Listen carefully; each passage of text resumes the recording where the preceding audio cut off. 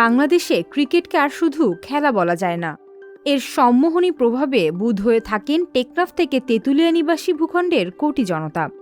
তাই একজন তামিম ইকবালের অধিনায়ক থাকা বা না থাকার আলাপ শুধু ক্রিকেট আঙ্গিনায় নয়, পদঘেঁষা ছোট চায়ের টং দোকান থেকে প্রধানমন্ত্রী পর্যন্ত যুক্ত এমন বিষয়ে।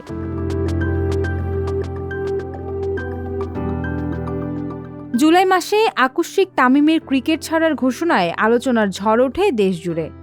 তখন গণভবনে প্রধানমন্ত্রী শেখ হাসিনার হস্তক্ষেপে এক ধরনের মীমাংসা হয়, কিন্তু আরও নাটকীয়তা ছিল বাকি।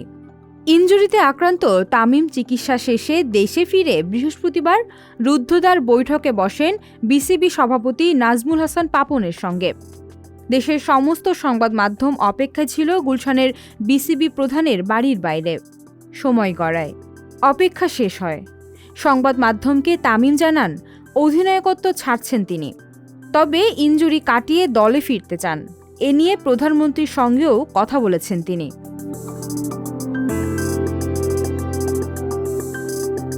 কিন্তু তামিমের এমন উত্তরে কৌতূহলের তীব্র সার্চলাইট নেভেনি। প্রশ্ন দাঁড়ায়, সামনের এশিয়া কাপ ও বিশ্বকাপের মতো বড় আসরে টাইগার স্কোয়াডের নেতৃত্ব দেবেন কে? কিছুদিন আগে বিসিবি সভাপতি অবশ্য জানিয়েছিলেন তামিম না থাকলে বর্তমান ওয়ানডে দলের সহ অধিনায়ক লিটন দাস অধিনায়কের দায়িত্ব পালন করবেন। লিটনের যে নেতৃত্বের অভিজ্ঞতা নেই তা নয়, তামিম ইকবাল মাঠে না থাকলে লিটনই নেতৃত্ব দিয়ে আসছেন দলকে। গত বছর ঘরের মাঠে ভারতের বিপক্ষে সিরিজে তামিমহীন টাইগার বাহিনী ওয়ানডেতে লিটনের নেতৃত্বে ভারতকে ২-১ ব্যবধানে হারায়।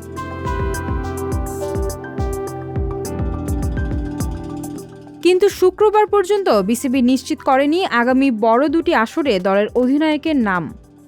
বিশ্বসেরা অলরাউন্ডার সাকিব আল হাসান এখন টাইগারদের টি-20 দলের অধিনায়ক। তবে ওয়ানডে দলের অধিনায়কত্বে আগ্রহ নেই বিশ্বসেরা এই অলরাউন্ডারের।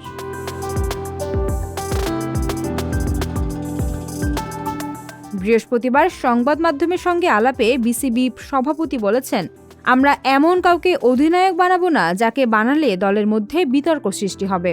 সবার সঙ্গে কথা বলে সবার কাছে মোটামুটি গ্রহণযোগ্য একজনকে অধিনায়ক করব। আশা করছি ৪-৫ দিনের মধ্যে জানাতে পারবো। যাকেই অধিনায়ক বানানো হোক না কেন, সাকিব, তামিম, মুশফিকদের তাকে গাইড করতে হবে।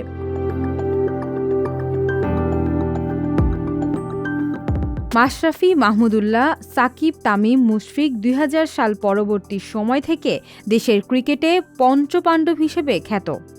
এর মধ্যে ক্রিকেট থেকে বিদায় নিয়েছেন মাশরাফি। মাহমুদুল্লাহর ভাগ্য ঝুলছে অনিশ্চয়তায়, তামিম ইনজুরিতে। বাকি সিনিয়র ক্রিকেটারদের হিসেবে দলে আছেন সাকিব ও মুশফিক। তাই বিসিবি সভাপতির কথার সূত্রেই বলা যায়, এত বছরেও বিকল্প সৃষ্টি হয়নি টাইগার একাদশে। পঞ্চপাণ্ডব ভেঙে গেছে, কিন্তু এখনও মাঠের খেলায় অক্ষত সাকিব, মুশফিকের মতো তারকার উপর নির্ভরতা। তাই এখন প্রশ্ন, তামিমহীন টাইগার স্কোয়াডে এশিয়া কাপ ও বিশ্বকাপের মতো টুর্নামেন্টে নেতৃত্ব দেবেন কে? সামিয়া বিন্দু, সংবাদ প্রকাশ।